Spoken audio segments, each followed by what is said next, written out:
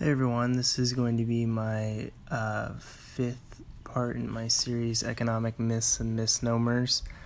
Sorry I haven't been able to make that many videos recently. I've been working like 9-10 hour shifts at my job and I just haven't really had a lot of time. So yeah, anyway, the myth I'm going to be talking about is the idea that automation destroys jobs. And this is, first of all, it's empirically not true. If you look at the amount of jobs that we have, both total number and the number of jobs relative to the total population in the United States, since we have had data for this kinds of things, which is like early 1900s, you can see that the number of jobs is actually increasing, and to say that we are less automated now than we were 100 years ago is a pretty bold statement. So really, I don't quite see how those two things follow. I think a lot of times this happens because, or at least people think this because, in specific industries you do lose jobs due to automation. But the thing is, new industries open up because of it, and while the future is going to look different because of like AI and other types of automation, to say that humans are no longer going to have a place in it is just ridiculous. Like, a lot of the claims that these people that talk about automation are making are pretty ridiculous. Like, I saw a YouTube video, I'll put it in the link in the description if I can find it, but it said like human creativity is going to be automated sometime, and it's like, I think these people are getting a little too ahead of themselves here. There are things that computers are really good at, like doing certain kinds of calculations and stuff, but then there are also things that people are actually much better than computers at.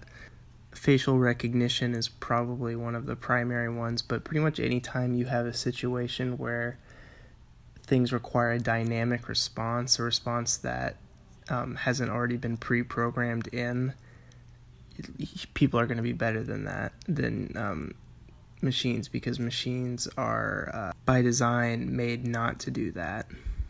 And really, this is a little bit less economics, but this is sort of just a thought experiment.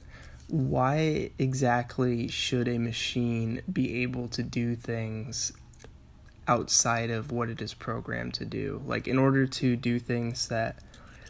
compete with humans in a lot of areas, a machine has to be able to effectively learn not just from what is already programmed inside of it. It has to take into account stimulus that it was not necessarily programmed for.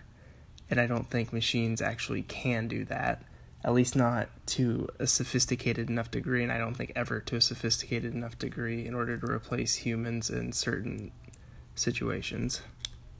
And even taking all of that into consideration, it's not as if automation and technological advances are necessarily going to kill jobs, because this is an example I like to give a lot.